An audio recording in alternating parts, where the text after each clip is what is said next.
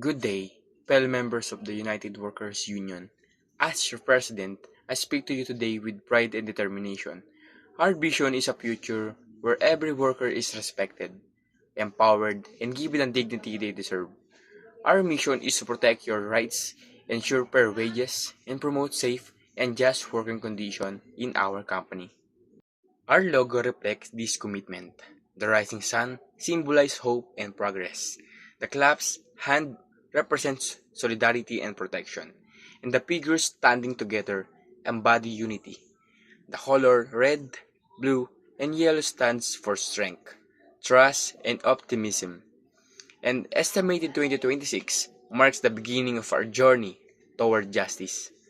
Today, I want to address minimum wage concerns. Many of us work tirelessly, yet our wage falls short of meeting basic needs. This is not just about numbers, it's about survival, dignity, and the future of our families. Enough is enough. Minimum wage should not mean minimum respect. Together, we must demand fair compensation that reflects the true value of our labor. I call on each of you to stand united, raise your voices, and support campaign for fair wages. Because when workers unite, all the changes begins. Mabuhay ang United Workers Union!